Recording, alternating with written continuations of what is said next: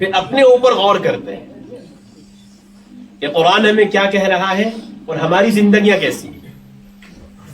یہ بات میرے اپنے لیے بھی ہے، یہاں بیٹھے نوجوانوں کے لیے بھی ہے،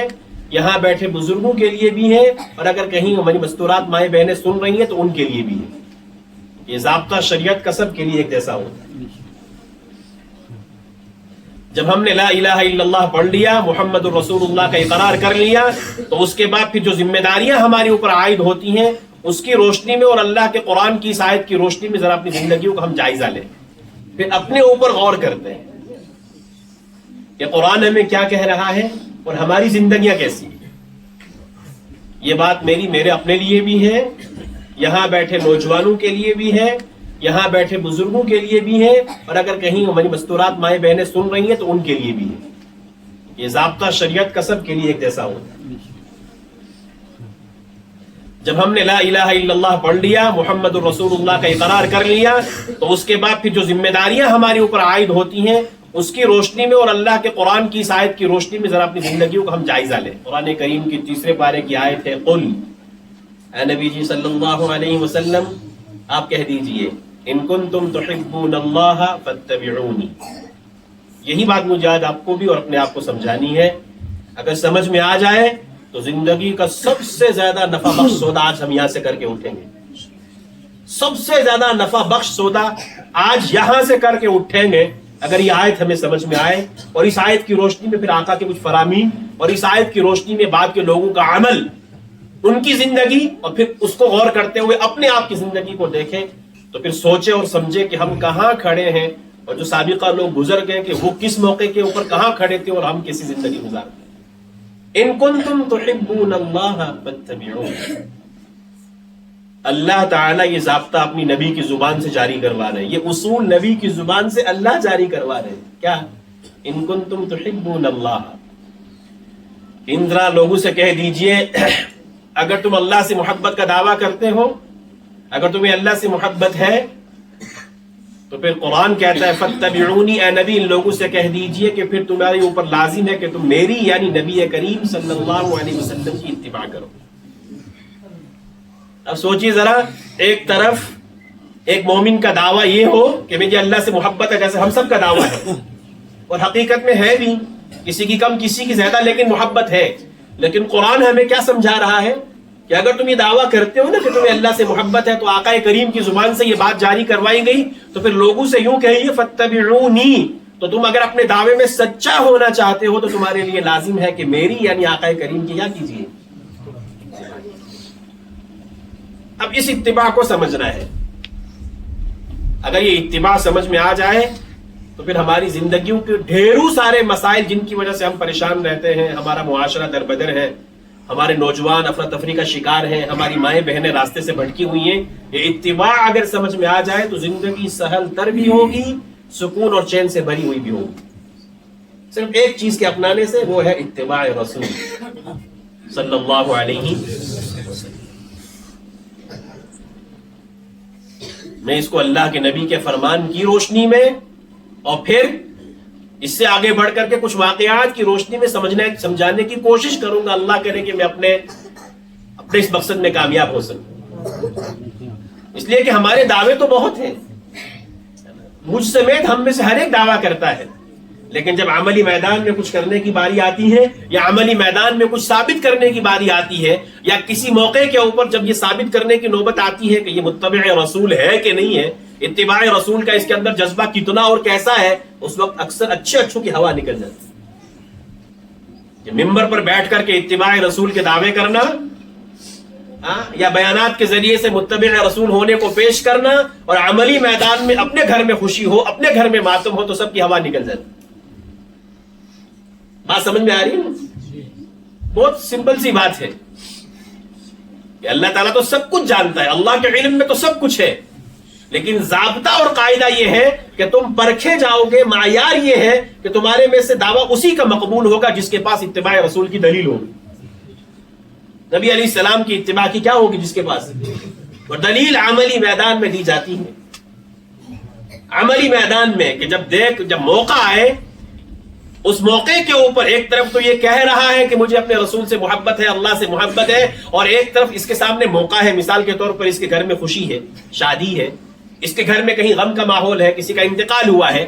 یا اس کے علاوہ اور بہت سارے مواقع ایسے ہوتے ہیں جب یہ ثابت کرنا پڑتا ہے، ایک والے کو ثابت کرنا چاہیے کہ ہاں میں جو یوں کہہ رہا ہوں نا کہ مجھے اللہ سے محبت ہے اور مجھے اپنے نبی سے محبت ہے، اب ثابت کر کے دکھائے عملی میدان میں کہ میرے گھر میں خوشی کا ماحول یعنی شادی تھی، تو اب میں شادی کو کس طرز پہ کرتا ہوں، میری یہ خوشی کس طرز پہ ہو رہی ہے، میں اس کو کیسے نبھا رہا ہوں، یہ ثابت کرنے کا وقت ہے۔ اگر اللہ سے محبت ہے تو کیجئے نا وہی جو نبی نے کیا ہے،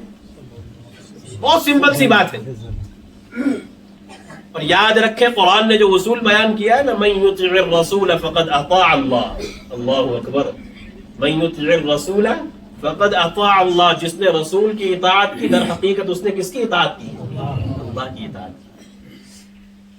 اور اللہ کی طرف سے انعام کتنا بڑا ہے، ہم میں سے ہر ایک کی خواہش ہے، ہر ایک کی خواہش ہے اور ہونی بھی چاہیے،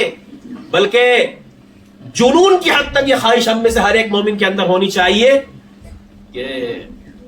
کریم رب جنت میں اپنے کرم سے داخل کیجئے گا اور ہمیں اپنے نبی کی معیت عطا کر دیجئے گا۔ یہ خواہش بھی ہونی چاہیے اور اس کو دعا میں اللہ سے مانگتے بھی رہنا چاہیے، اور قرآن نے اس کا ہمیں طریقہ بتایا ہے،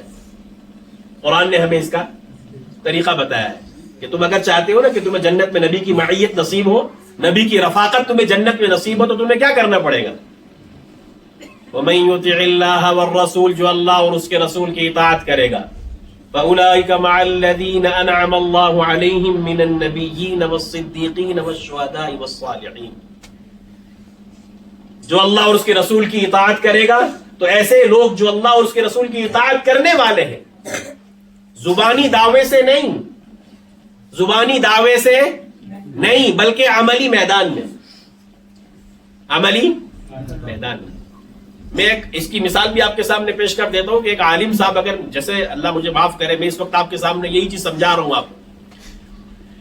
اتباع رسول کی اہمیت، اتباع رسول کی برکت، اس کی روشنی میں چند اور چیزیں بھی آپ کو سمجھا رہا ہوں، اور میرے گھر میں کبھی خوشی کا ماحول ہو اور آپ میں سے کوئی میرے گھر پر آئے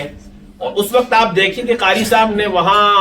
اڑائی جلسے میں موقع کے اوپر بہت بہترین طریقے سے سمجھایا تھا، لیکن ذرا ہم چیک کریں نا، اس وقت قاری صاحب کے گھر میں خوشی کا ماحول ہے، یہ شادی کس طرز پہ ہو رہی ہے، تب میرا معیار پتا چلے گا کہ میں کہنے میں سچا ہوں یا جھوٹا ہے کہ نہیں۔ ورنہ نقشے دار تقریریں کرنا، ہاتھ اٹھا کر کے، باہیں پھلا کر کے تقریریں کرنا، کہہ دینا تو بہت آسان ہے، لیکن یاد رکھیں میں پھر اس بات کو دہرا دیتا ہوں، یہ کہنے والے زیادہ خطرے میں ہوتے ہیں کہ کہنا تو بہت آسان ہے کہ زبان چل رہی ہے کہہ دیا، لیکن اللہ تو جانتا ہے نا کہ تم کہہ تو رہا ہے، لیکن تو عملی میدان میں کتنا سچا ہے، ذرا کر کے تو دکھا۔ جو کر کے دکھاتے ہیں اللہ کے نزدیک ان کا جو مقام ہے، قرآن نے اس کو بہت کثرت سے اور اہتمام کے ساتھ کئی جگہوں پر اس کو بیان کیا ہے۔ وَمَن يُطِعِ اللَّهَ وَالرَّسُولَ، جو اللہ اس کے رسول کی اطاعت کرے گا، فَأُولَٰئِكَ، تو ایسے لوگ، مَعَ الَّذِينَ، ان لوگوں کے ساتھ ہوں گے، کن لوگوں کے ساتھ ہوں گے؟ انعم اللہ علیہم، جن کے اوپر اللہ نے انعام کیا ہے، اور پھر وہ جو انعام یافتہ لوگ ہیں ان میں سے سب سے پہلے قرآن نے بیان کیا نبیین، ایسے لوگ جو دنیا میں اللہ اور اس کے رسول کی اطاعت کریں گے، وہ کن کے ساتھ ہوں گے؟ کن کے ساتھ ہوں گے؟ اب ذرا مجھے کوئی آپ میں سے بتائے کہ نبی جو سب دنیا سے چلے گئے نا، سب دنیا سے چلے گئے، کوئی بھی نبی اب دنیا میں نہ ہے اور نہ آئے گا۔ ہمارا عقیدہ ہے کہ نبی کریم صلی اللہ علیہ وسلم خاتم النبیین تھے، اللہ نے اپنی نبوت جو سلسلہ تھا نبوت کا، وہ آقا پر ختم کر دیا، اب کوئی نبی آنے والا، کسی طرح کا بھی کوئی نبی آنے والا نہیں ہے۔ جنہوں نے دعوے کیا وہ کذاب، ملعون ہیں، مردود ہیں۔ تو جب کوئی نبی آنے والا نہیں ہے تو قرآن نے جو یہ کہا کہ وہ ان لوگوں کے ساتھ ہوں گے، قرآن نے ان میں سب سے پہلے کس کو بیان کیا؟ تو نبی تو اب دنیا میں تو ہے اور نہ کوئی آنے والا ہے، تو اس کا مطلب کیا ہوا کہ پھر ان نبیوں کی معیت کہاں نصیب ہونی ہے؟ بتاؤ ذرا۔ اس لیے کہ نبی تو کہاں جائیں گے؟ سارے کے سارے نبی جنت میں جائیں گے، ہر نبی کو اللہ ان کی شان کے مطابق جو ہے مقام اور مرتبہ جنت میں عطا کرے گا۔ تو اس کا مطلب یہ ہوا کہ دنیا میں اللہ تعالیٰ اطاعت رسول اور اس کی اطاعت کرنے پر دنیا کی زندگی کو چین اور سکون والی بنا کر کے آخرت میں اس کا بدلہ اللہ جنت کی صورت میں دے گا، اور جنت کی صورت میں دینے کے بعد پھر نئی معیت کس کی عطا کرے گا؟ نبیین کی عطا کرے گا۔ تو پھر اتباع کرنی چاہیے کہ نہیں کرنی چاہیے؟ اطاعت کرنی چاہیے کہ نہیں کرنی چاہیے؟ یا غیروں کے طور و طریق اپنانے چاہیے؟ غیروں کے طور و طریق. آج امت کا سب سے بڑا المیہ یہی ہے. اس کی وجہ پتہ کیا ہے؟ کہ ہم جو ہے نا اپنی عقل کا استعمال کرتے ہیں. عقل کا کس کا استعمال کرتے ہیں؟ یاد رکھیں، جہاں پر ایک طرف وحی کا معاملہ ہو، آقا کی تعلیمات ہو، وہاں عقل کا استعمال نہیں کرنا چاہیے. میری اس بات کو توجہ سے سنیں آپ. ایک طرف ہماری عقل کہہ رہی ہے کہ ایسا کیجئے، اور ایک طرف میرے آقا کا طریقہ ہے. تو جہاں پر ایک طرف عقل کہہ رہی ہے کہ ماحول ایسا ہے، معاشرہ ایسا ہے، ضرورت ایسی ہے، یہ تقاضے ایسے ہیں، یہ عقل کا کہنا ہوا، اور ایک طرف آقا کا فرمان موجود ہے، آقا کا طریقہ موجود ہے، تو اس صورت میں کس کو اپنانا چاہیے؟ اگر عقل کو استعمال کیا تو یاد رکھیں عقل کی ایک باؤنڈری ہے، عقل کی ایک حد ہے، اس کے بعد عقل بھی انسان کو گمراہ کر دیتی. بہت بڑے بڑے اپنے زمانے کے اہل عقل حضرات، مفکرین اپنے زمانے کے، جن کا طوطی بولتا تھا، جب انہوں نے حد سے زیادہ عقل کا استعمال کیا اور وہ عقل بھی شریعت کے متصادم ہوئی، تو اس وقت وہ عقل نے گمراہ کر دیا انہوں نے. لیکن ایک مومن کی زندگی کا سب سے بڑا خاصہ یہ ہونا چاہیے کہ مومن اپنی عقل کا پابند نہیں ہوتا. عقل جہاں تک ہے وہیں استعمال کرے بس، لیکن جہاں شریعت کی بات آئے، جہاں ضابطے اور قاعدے کی بات آئے اور آقا کے فرامین کی بات آئے، تو اس وقت عقل کو استعمال نہیں کیا جائے گا. نبی علیہ الصلوۃ والسلام کی اندھی تقلید کی جائے گی. اندھی سمجھانے کے لیے بول رہا ہوں کہ ہماری عقل اسے قبول کرے یا نہ کرے، اس وقت ہمیں کیا کرنا ہے؟ اپنے نبی کا جو طریقہ ہے اس کو فالو کر لینا ہے، اس پر عمل کر لینا ہے، معاشرہ اس کو قبول کرتا ہو یا. اس لیے کہ آقا کریم صلی اللہ علیہ وسلم کی زندگی میں ایسے کئی سارے واقعات آئے ہیں. توجہ ہے؟ کئی سارے واقعات آقا کی زندگی میں ایسے وارد ہوئے جہاں آقا نے اپنی زبان مبارک سے خود صحابہ کرام کو اس کی تنبیہ کی ہے. ایک واقعہ کے ذریعے سے اس بات کو سمجھیے کہ آقا کریم صلی اللہ علیہ وسلم چونکہ آخری نبی تھے، تو آقا کریم اپنی زبان مبارک سے اس امت کو سمجھا کر کے گئے ہیں کہ تمہیں اس موقع پر کیا کرنا چاہیے. جیسا کہ ایک مرتبہ حضرت عمر رضی اللہ تعالیٰ عنہ کے بارے میں آتا ہے کہ حضرت عمر رضی اللہ تعالیٰ عنہ اور حضرت ابوبکر اللہ کے نبی علیہ السلام کے سامنے تشریف فرما تھے. یہ دونوں ساتھی بیٹھے ہوئے تھے نبی علیہ السلام کی بارگاہ میں. تو اس سے پہلے حضرت عمر رضی اللہ تعالیٰ عنہ یہودیوں کی کسی ادارے سے، یہودیوں کی کسی جگہ سے جہاں ان کا مجمع لگتا ہوگا، وہاں سے کچھ کاغذات، توریت کے کچھ صفحات اٹھا کر کے لائے. کون؟ حضرت عمر رضی اللہ تعالیٰ عنہ. حضرت عمر رضی اللہ تعالیٰ عنہ نے جب ان یہود کی اس کتاب میں سے، صفحات میں سے کچھ پڑھنا چاہا نبی کریم صلی اللہ علیہ وسلم کے سامنے، تو نبی کریم صلی اللہ علیہ وسلم نے جب یہ دیکھا کہ حضرت عمر اس کتاب میں سے کچھ پڑھ رہے ہیں، اس صفحات میں سے کچھ پڑھ رہے ہیں، تو اس موقع کے اوپر اللہ کے نبی صلی اللہ علیہ وسلم کے چہرہ انور کا رنگ متغیر ہونے لگا، بدلنے لگا، کہ میرے سامنے بیٹھ کر کے یہودیوں کی کتاب کے، حالانکہ یہ وہ کتاب تھی جو توریت تھی، جو اللہ کی طرف سے آسمان سے نازل کردہ کتاب تھی. جس طرح قرآن سچی کتاب ہے، اس وقت اگرچہ قرآن محفوظ ہے، باقی دنیا میں کوئی بھی کتاب جو آسمانی تھی وہ محفوظ نہیں ہے، لیکن بہرحال وہ توریت کے صفحات تھے. اس میں سے حضرت عمر جب پڑھنے لگے نا، تو اللہ کے نبی علیہ السلام کا چہرہ انور متغیر ہونے لگا. حضرت ابوبکر نے متنبہ کیا کہ دیکھتے نہیں ہو، آقا کریم کے چہرے کی طرف دیکھو ذرا کہ چہرے پر کیا اثرات ہیں. حضرت عمر بھانپ گئے کہ میرے ان صفحات کے پڑھنے سے آقا کریم کو تکلیف ہو رہی ہے. نبی کریم صلی اللہ علیہ وسلم کے چہرے انور کو دیکھنے کے بعد حضرت عمر رضی اللہ تعالیٰ عنہ نے کہا، اے اللہ کے نبی صلی اللہ علیہ وسلم، میں پناہ چاہتا ہوں اللہ کے غضب سے بھی اور آپ کی ناراضگی سے بھی. اس کے بعد وہ صفحات بند کر دیے. اس کے بعد آقا کریم نے جو ارشاد فرمایا وہ سنیے. اللہ کے نبی صلی اللہ علیہ وسلم نے یہ فرمایا کہ اے عمر، اگر آج حضرت موسیٰ بھی زندہ ہوتے، ان کو بھی میری اتباع کے بغیر چارہ کار نہیں. تم ان کے اوپر نازل ہونے والی کتاب توریت کے صفحات پڑھ رہے ہو،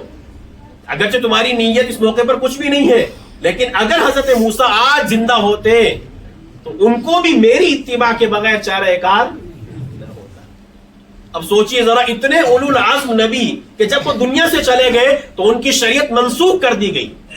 تو ظاہر سی بات ہے، ایک سوال میرے دل میں آتا ہے، آپ سے پوچھتا ہوں ذرا کہ ان کی قومیں، جن قوموں کے اوپر وہ نبی بنا کر کے بھیجے گئے، ان کے اوپر آنے والے نبی جب ان کی شریعت ہی منسوخ کر دی گئی، ان نبیوں کو بھی کہا گیا کہ اگر آج وہ زندہ ہوتے تو ان کو بھی اللہ کے نبی کی اطاعت کے بغیر چارہ کار نہیں تھا. تو ان کی بعد میں یہ جو آج کے قومیں ہیں، ان کے نام پر یہود و نصارہ، جو ہمارے عقیدے کے اعتبار سے اس وقت گمراہ ترین قومیں ہیں، مغضوب علیہم میں گمراہ ترین قومیں ہیں، تو ان کی وہ قومیں، ان کی اتباع کرنا، ان کو فالو کرنا، ان کی پیروی کرنا، ان کے نقش قدم پر چلنا کہاں درست ہو سکتا؟ نہیں بات سمجھ میں آئی آپ کو؟ اگر موسیٰ علیہ السلام کی اتباع بھی آج نہیں کی جا سکتی تو ان کی وہ قومیں جو گمراہ ہو چکی ہیں، جو راستے سے بھٹک چکی ہیں، اپنے نبی کے طریقے کو چھوڑ چکی ہیں، آج کا مسلمان 70 سے 80% مسلمان یہود و نصارہ کو فالو کرتا ہے، یہود و نصارہ کو فالو کرتا ہے۔ یہ بڑی تلخ بات آپ سے کہہ رہا ہوں بطور خاص اپنے نوجوان بچوں اور بچیوں سے، سر سے لے کر کے پاؤں تک ہمارے جسم کے سارے اعضاء اگر دیکھا جائے تو ظاہر کے اعتبار سے ہم یہود و نصارہ کو فالو کرتے ہیں۔ مثال کے طور پر ہمارے بچوں کے آج کل کے جو ہیئر سٹائل ہوتے ہیں یا بالوں کے جو سٹائل ہوتے ہیں، کہنے کو تو یہ فیشن ہے کہ یہاں سے وہ بالکل چھوٹے کروا دیے گئے، اوپر سے بڑے رکھ لیے گئے، اور بعض مرتبہ تو پیچھے سے وہ چھوٹے کروائے جاتے ہیں اور اوپر سے بڑے رکھے جاتے ہیں، دیکھنے بھی بدصورت لگتے ہیں، لیکن ہم اس کو 2 منٹ کے لیے خوبصورتی اور بدصورتی کو پیچھے رکھتے ہیں، چھوڑ دیتے ہیں اس مسئلے کو کہ خوبصورت لگتا ہے کوئی کہ نہیں۔ لیکن ذرا یہ تو پوچھئے کہ یہ طریقہ آتا کہاں سے ہے، یہ سٹائل آتے کہاں سے ہے، کہاں سے آتے ہیں یہ طریقے؟ یہ آتے ہیں یہود و نصارہ کے ہاں سے۔ اور یہود و نصارہ یہ وہ 2 قومیں ہیں جن کے بارے میں سورہ فاتحہ میں ہر مومن پڑھتا ہے، غیر المغضوب علیہم ولا الضالین، سب مومن پڑھتے ہیں نا ہر نماز میں۔ مفسرین نے لکھا ہے مغضوب علیہم سے مراد یہودی ہیں کہ ان پر اللہ کا غضب نازل ہوا ہے، اور ضالین سے مراد نصارہ ہیں جن کو قرآن نے گمراہ کہا ہے۔ تو جس قوم کو مغضوب علیہم قرآن نے کہا، جس قوم کو گمراہ قرآن نے کہا، ان کے فالو، ان کے نقش قدم پہ چلنا، ان کے طریقے کو اپنی زندگی میں اپنانا، اور پھر یہ دعویٰ کرنا کہ میں سچا پکا مسلمان ہوں، یا یہ کہنا کہ مجھے اللہ سے اور اللہ کے نبی سے محبت ہے، یہ 2 چیزیں جمع نہیں ہو سکتی ہیں۔ یہ 2 چیزیں جمع، کہ آپ یہود و نصارہ کو بھی فالو کریں، یہ تو میں نے بالوں کی ایک مثال دی ہے، ورنہ اس طریقے سے ہماری زندگی کا سارا مثال کے طور پر ہمارے ہاں شادیوں بیاہوں میں جو رسومات اب آ گئی ہیں، جو نت نئے فیشن آ گئے ہیں، یہ میوزک، گانا بجانا اور ڈانس، اور یہ بڑے بڑے ڈی جے لگا کر کے جو شادیاں ہوتی ہیں، کن کے طریقے ہیں؟ یہ انہی یہود و نصارہ کے طریقے ہیں جو اللہ کے بھی باغی ہیں اور اللہ کے نبی کے بھی باغی ہیں۔ ایک مومن جب ان کو فالو کرے گا تو پھر وہ کس منہ سے یہ کہہ سکتا ہے کہ مجھے اللہ سے محبت ہے؟ وہ کس منہ سے اور کیوں کہہ سکتا ہے کہ مجھے نبی کے طریقے سے محبت ہے؟ نہیں کہہ سکتا۔ اور اگر وہ کہتا ہے تو پھر اپنی زبان میں وہ جھوٹا ہے، کہنے کو کہہ دے لیکن عمل کے میدان میں وہ جھوٹا ہے۔ تو دنیا میں تو یہ واہیات، دنیا میں یہ باتیں چل سکتی ہیں، لیکن اللہ کے ہاں جانے کے بعد جب ان کی پول کھلے گی، جب ان کی حقیقت کھلے گی، تب انسان کے پاس سوائے پچھتاوے کی اور کچھ ہونے والا۔ تو میں یہ بات عرض کر رہا تھا، ایک طرف عقل ہے اور ایک طرف اللہ کے نبی کے طریقے ہیں۔ عقل کا استعمال محدود ہوتا ہے، محدود ہی کیجئے، لیکن جہاں نبی کے طریقے کی بات آئے تو قرآن نے اس کو اسوہ حسنہ کہا ہے۔ لقد كان لكم في رسول الله اسوة حسنة۔ اسوہ حسنہ کا مطلب وہ ہے کہ وہ نمونہ جس میں 100% خیر ہو۔ نبی علیہ الصلوۃ والسلام کے ہر طریقے میں، چاہے وہ ہماری عقل میں آئے یا نہ آئے، اس میں خیر ہی خیر ہے۔ اور اس سے بڑھ کر کے آپ کو ایک چیز بتلاؤں میں آپ کو کہ اللہ کے نبی کی اتباع پر اور نبی علیہ السلام کی سنتوں پر چلنے سے فائدہ کیا ہوتا ہے؟ اللہ اکبر۔ میں اپنی زبان سے اگر کہوں تو آپ اسے رد کر دیجئے، کہیے کہ قاری صاحب ہم آپ کی بات نہیں سنتے، اور اگر اس کی دلیل میں اللہ کے قرآن سے پیش کروں کہ اتباع سنت پر، اللہ کے نبی کے طریقے کو اختیار کرنے پر اللہ کے یہاں ملتا کیا ہے، اگر قرآن ہو تو پھر اسے مان لیجئے اور عزم کر کے اٹھیے کہ جان دے دیں گے اللہ کے نبی کی سنتوں پر۔ آج کے بعد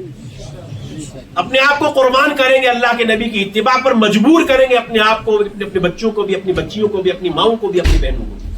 گھر میں جا کر کے یہ پیغام زندہ کریں گے، کچھ بھی ہو جائے، معاشرہ کیسا بھی ہو، کچھ بھی کوئی کہتا رہے، میرے لیے طریقہ ہے تو صرف جناب محمد رسول اللہ۔ تو قرآن نے اسی آیت میں آگے کیا کہا؟ فاتبعونی، اگر تم میری اتباع کرو گے، یعنی کس کی؟ نبی علیہ السلام کی، تو یحببکم اللہ، اللہ تم سے محبت کرے گا۔ اللہ تم سے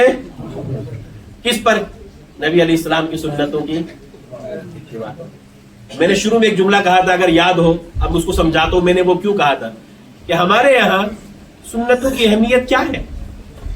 کیا عظمت ہے سنتوں کی۔ اور میں تو کبھی کبھار یہ بھی کہا کرتا ہوں، ہمارا المیہ بدقسمتی تو یہ ہے کہ ہم سنتوں کو سنت سمجھ کے چھوڑ دیتے، یہی ہے نا ہمارا حال۔ اولاً تو فرائض اور واجبات کا بھی کوئی خاص خیال نہیں ہے، لیکن جہاں سنتوں پر چلنے کی باری آتی ہے تو ہم میں سے بہت سارے بدنصیب، مجھ سمیت بہت مرتبہ ایسا کر جاتے ہیں کہ سنت کو سنت سمجھ کے چھوڑتے ہیں، حالانکہ سنت کو تو اس کی اہمیت کے ساتھ اپنانا چاہیے۔ ایک مثال آپ کے سامنے رکھتا ہوں، بہت چھوٹی سی کہنے میں مثال ہے، لیکن قرآن کی آیت کی روشنی میں اللہ کی قسم کھا کر کے کہہ سکتا ہوں، محدثین کے اقوال کی روشنی میں قسم کھا کر کے بھی کہہ سکتا ہوں، اللہ کا محبوب بننے کے لیے سب سے زیادہ آسان راستہ اتباع سنت۔ اسی لیے اکابرین کی زندگیوں کو اٹھا کر کے دیکھیں، وہ بہت چھوٹی چھوٹی سی باتیں جو سنت کے خلاف ہوتی تھی، اپنے مریدین کو اور اپنے معتقدین کو سخت ڈانٹ پلاتے تھے کہ تم نے ایسا کیوں کر دیا۔ میں ایک مرتبہ اپنے حضرت پیر و مرشد کے ساتھ نماز میں تھا، تو پڑھنے کے زمانے کی بات ہے، تو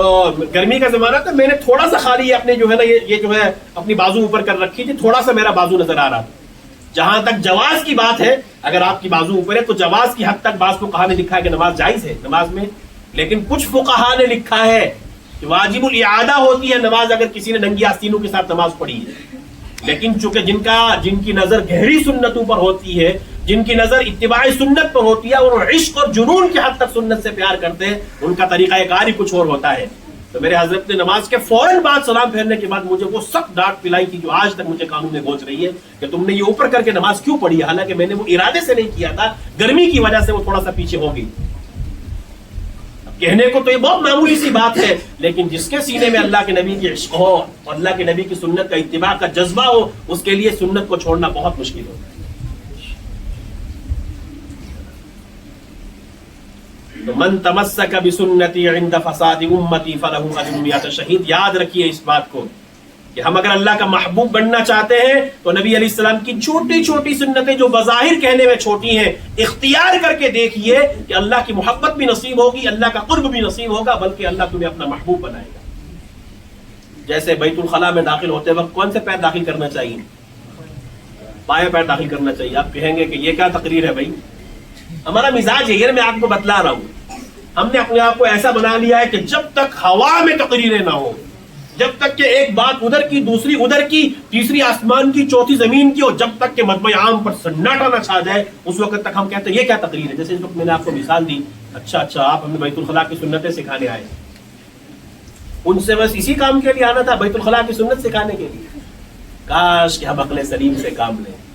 کاش کہ ہم سمجھیں کہ آقا کی سنتوں کی اہمیت کیا ہے۔ اگر یہ سنتیں اتنی ہلکی ہوتی نا تو پھر آقا کریم کبھی یہ فرما کر کے دنیا سے نہ جاتے۔ عرباض ابن ساریہ کی وہ حدیث، مشہور و معروف حدیث، حضرات علماء کرام یہاں تشریف فرما ہے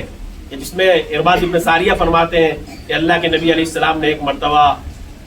بڑے درد دل کے ساتھ اس طرح ہمارے سامنے خطبہ دیا کہ ہم سب کی آنکھوں سے آنسو بہنے لگے اور ہم سمجھے کہ یہ آخری خطبہ ہے، شاید اللہ کے نبی دنیا سے رخصت ہو رہے ہیں۔ اس موقع پہ اللہ کے نبی نے جو چند باتیں ارشاد فرمائی تھی صحابہ کرام کے کہنے پر، صحابہ کرام نے عرض کیا اللہ کے نبی کچھ نصیحت کیجیے، تو اللہ کے نبی نے کیا نصیحتیں فرمائی تھی؟ اوصیکم ونفسی بتقوی اللہ، سب سے پہلی نصیحت یہ کی تھی میں تمہیں وصیت کرتا ہوں کس بات کی؟ ایک تو اللہ کا خوف اپنے دلوں میں پیدا کرو، اور اس کے بعد اگلا جملہ جو تیسرے نمبر کا جملہ ہے وہ یہ تھا، نبی علیہ الصلوۃ والسلام نے فرمایا علیکم بسنتی وسنت الخلفاء الراشدین المہدیین، کہ تم پر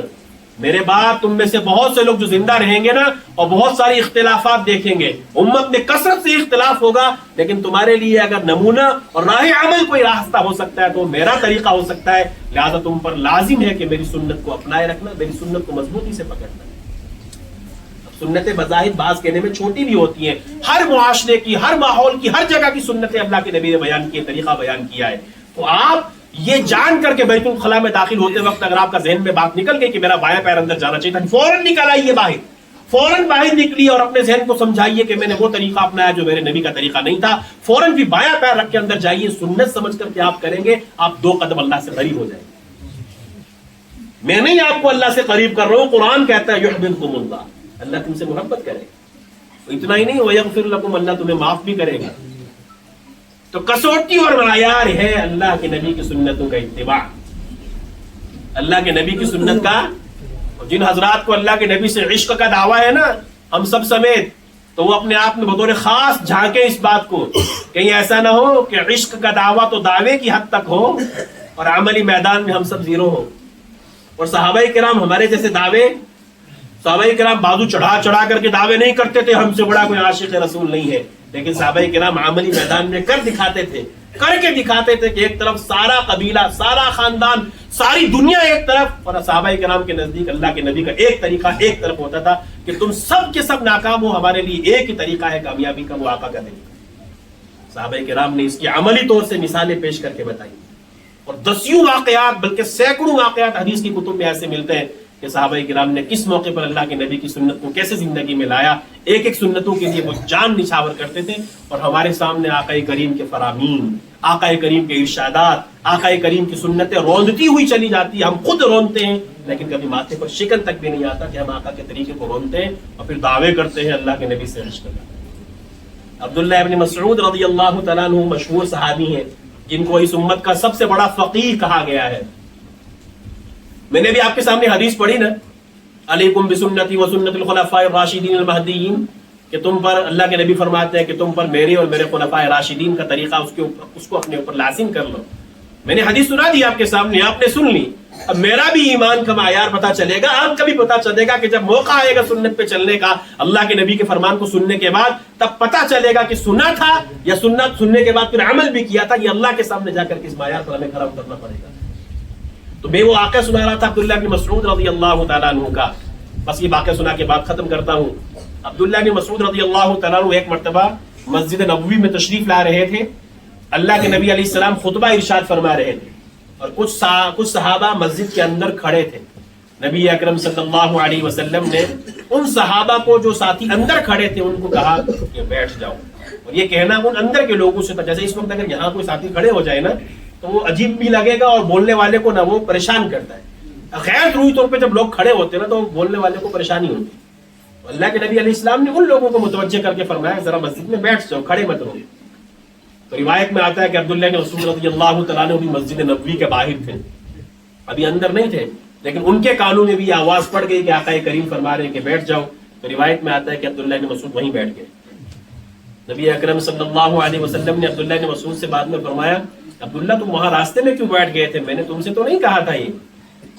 عبداللہ بن مسعود نے وہ جواب دیا جو آج بھی کتابوں میں درج ہے، نبی علیہ الصلوۃ والسلام سے فرمایا کہ اللہ کے نبی آپ کی آواز میرے کانوں پر پڑے اور میرا ایک قدم بھی آگے اٹھ جائے یہ ممکن ہی نہیں۔ تو اگر ہم چاہتے ہیں نا کہ دنیا آخرت کی سرخروئی ہمیں نصیب ہو، دنیا میں ہم بےتاج بادشاہ بنے، لوگوں کے دلوں پر حکمرانی کریں، ہے نا، دنیا کا عزت اور دنیا کا چین اور سکون پائیں اور آخرت میں ہمیشہ ہمیشہ کی جنت ہمارا مقدر بنے، تو سب سے پہلا اور بنیادی کام ہمیں یہی کرنا پڑے گا کہ ساری معاشرے سے سب چیزوں سے کٹ کر کے مخالفت کرنی پڑے تو کیجئے، ڈنگے کی چوٹ پر کیجئے، لیکن جہاں اللہ کے نبی کے طریقے اور سنتوں کی بات آئے، اتباع رسول کی بات آئے، وہاں کوئی کمپرومائز مت کیجیے، کوئی کمپرومائز مت کیجیے، اس لیے کہ سنتیں زندہ ہوں گی تو خیر وجود میں آئے گی، سنتیں مٹیں گی تو یاد رکھنا جو آج ہو رہا ہے معاشرے میں، اس کی ایک سب سے بڑی وجہ یہ ہے کہ ہم نے سنتوں کو ہلکا سمجھ کر چھوڑنا شروع کیا، جس کی وجہ سے ہم دن بدن ذلیل ہوتے جا رہے ہیں، اپنوں میں بھی ذلیل، غیروں میں بھی ذلیل۔ اس لیے کہ جب ہمارے نزدیک جس نبی کو قرآن نے ہمارے لیے کی اسوہ حسنہ کہا، اس نبی کے طریقے ہی جب ہمیں پسند نہ ہو تو پھر ہم کیوں شکوا کرتے ہیں کہ ہم دنیا میں ذلیل؟ ہمیں کوئی حق نہیں بنتا کہ ہم اپنی جو ہے رونا روئیں لوگوں کے سامنے، اس لیے کہ ہم نے وہی کام تو کیا ہے جس کی وجہ سے ذلت ہمارا مقدر بن گئی۔ اس لیے آقا کی اس حدیث کو ذہن میں رکھیں، لا یؤمن احدکم، تم میں سے اس وقت تک کوئی ایمان کامل والا ہو ہی نہیں سکتا حتی یکون ہواہ تبعا لما جئت بھی، یہاں تک کہ وہ جو جس دین کو میں لے کر کے آیا ہوں، جو میرے طریقے ہیں، اس کی خواہشات اس دین کے تابع نہ ہو جائے، اس وقت تک کسی کو بھی مومن ایمان کامل نصیب نہیں ہو سکتا۔ اس لیے ویسے بھی کہا جاتا ہے نا گاؤں دیہات کے لوگ سیدھے سادہ ہوتے ہیں، ہے نا، اور اس میں حقیقت بھی ہے، اس میں کوئی بناوٹ بھی نہیں، تصنع بھی نہیں ہے، لیکن اب معاملہ یہ ہے کہ وہ شہروں کا ماحول، اب دیہاتی بچوں میں بھی، ہمارے یہاں کے جو گاؤں دیہات کے سیدھے سادے لوگ تو یہ بھی ان سے متاثر ہونے لگے۔ اگر سارا معاشرہ شہر کے ماحول سے متاثر ہونے لگا تو پھر یہ جو داڑیاں کچھ نظر آ رہی ہیں، یہ سنت پگڑیاں جو نظر آ رہی ہیں، یہ ہمارا جو اسلامی لباس ہمیں نظر آ رہا ہے، اگر ہمارا ماحول بھی اسی طرح متاثر ہونے لگا تو کیا پتہ یہ گاؤں دیہات کے لوگ بھی کل جو ہے وہی منظر پیش کرے جو یہود و نصارہ کا کلچر ہے۔ ہمیں اپنے آپ کو سمجھانا پڑے گا کہ نہیں، ہمارا جو کلچر ہے، ہمارا کلچر لا الہ الا اللہ کے تابع، ہمارا کلچر محمد رسول اللہ کے تابع۔ دنیا ساری چاند پر کیوں نہ پہنچ جائے جی، چاند سے اوپر بھی چلی جائے، سائنسدان جتنی مرضی ترقی کر رہے ہیں، لیکن ہماری کامیابی صرف محمد رسول اللہ۔ ہمیں اپنے آپ کو سر سے لے کر کے پاؤں تک آقا کی سنتوں کے تابع کرنا پڑے گا اگر ہم کامیابی چاہتے ہیں، ورنہ ذلت ہی ہمارا مقدر بنے گی، اس کے علاوہ ہمارے پاس کوئی آپشن نہیں ہے۔ اسی لیے حضرت شاہ حکیم محمد اختر صاحب لوگ اللہ مرقدہ، ان کا یہ مشہور و معروف شعر ہے، نقش قدم نبی کے ہیں جنت کے راستے، اللہ سے ملاتے ہیں سنت کے راستے۔ سب اللہ سے ملنا چاہتے ہیں، اللہ کی محبت حاصل کرنا چاہتے ہیں نا کہ اللہ کے محبوب بن جائے، اللہ ہمیں اپنا محبوب بنا لے، تو پھر اس کے لیے وہی طریقہ اپنانا پڑے گا جو آقا نے خود قرآن میں بتایا، اللہ نے خود قرآن میں بتایا کہ کس کی اتباع کرو، نبی کریم صلی اللہ علیہ وسلم۔ ایک آخری بات ذہن میں آ گئی، مجدد الفسانی نام سنا ہوگا، امام ربانی مجدد الفسانی، جو علوم ظاہرہ میں بھی کامل تھے، فقہ، حدیث، تفسیر، اس کے علاوہ جتنے علوم تھے سب میں کامل تھے، اور اس کے بعد علوم باطنہ میں بھی چاروں سلسلے کے جتنے طریقے وہ سارے کے سارے ان کے پاس تھے، اور اعلیٰ ترین درجے کے عالم تھے، عارف تھے، ہر ایک چیز میں کمال کا درجہ رکھتے تھے۔ انہوں نے اپنے مکتوبات میں لکھا، ایک مرتبہ اپنے مریدین سے کہنے لگے، میں ایک دعا کرنے لگا ہوں، مجھے اللہ کی ذات سے امید ہے کہ جو میری اس دعا پر آمین کہے گا اللہ اس کو بھی معاف کرے گا اور مجھے بھی معاف کرے گا۔ تو سارے مریدین متوجہ ہوں گے کہ پتہ نہیں ایسی کون سی دعا ہونے والی ہے۔ امام ربانی مجدد الفسانی نے اس موقع پر ہاتھ اٹھائے، یوں دعا کی، اے اللہ جب تک میں زندہ ہوں یہ لوگ زندہ ہیں، ہمیں سنتوں پر زندہ رکھنا اور سنتوں پر موت دینا۔ اب سوچئے ذرا، جن سنتوں کو ہم اتنا ہلکا سمجھ کے چھوڑتے ہیں نا کہ دسترخوان نہیں بچھائے تو کیا ہو گیا،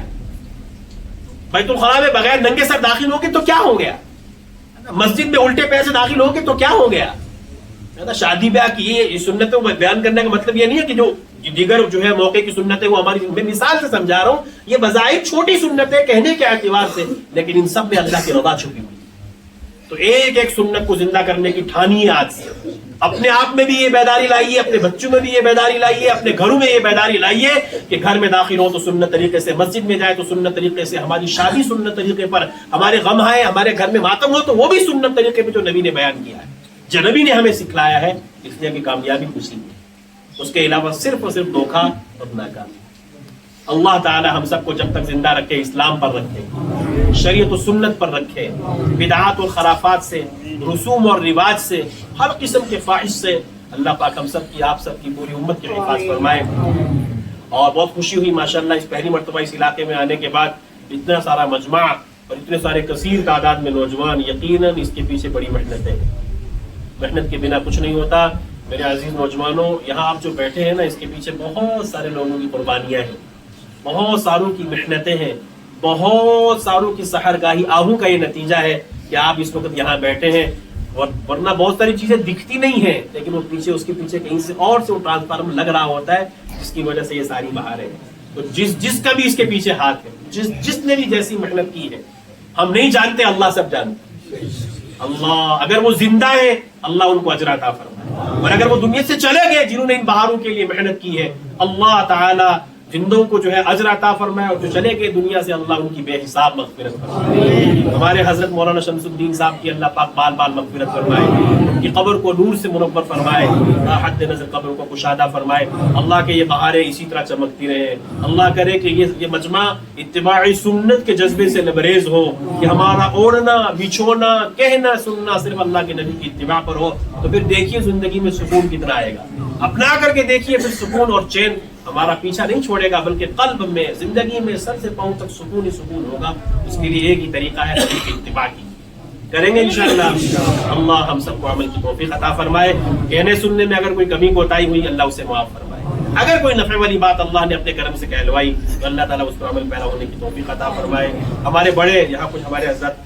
کابرین بیٹھے ہیں، بڑے حضرات بیٹھے ہیں، اور آپ کے مجمع میں ماشاءاللہ کوئی بڑے حضرات بیٹھے ہیں، بڑے بڑے بزرگ بیٹھے ہیں ماشاءاللہ، اللہ سب کو جزائے خیر دے۔ آپ کی محبتوں کے لیے مشکور بھی ہوں، ممنون بھی ہوں، اللہ تعالیٰ اس کا بہترین اجر آپ سب کو عطا فرمائے۔ اور ہمارے نوجوان بچوں سے آخر میں گزارش کروں گا، ہمارے نوجوان جتنے بھی یہاں ہیں خدا کے لیے اپنی جوانیوں کی قدر کریں، اللہ نے یہ بہاریں دی ہیں تو اس کو امانت سمجھ کر کے گزاریں، کتاب و سنت والی زندگی پر آئیں، یہود و نصارہ کی تقلید نہ کریں، اپنے آقا کی زندگی کو پڑھیں، قرآن و سنت سے جڑیں، اپنی جوانیوں کو داغدار ہونے سے بچائیں، راتوں کو اٹھ کے اللہ کے سامنے کچھ پڑھ لیا کریں، ایک مرتبہ اس راستے پر آ کر کے دیکھیں،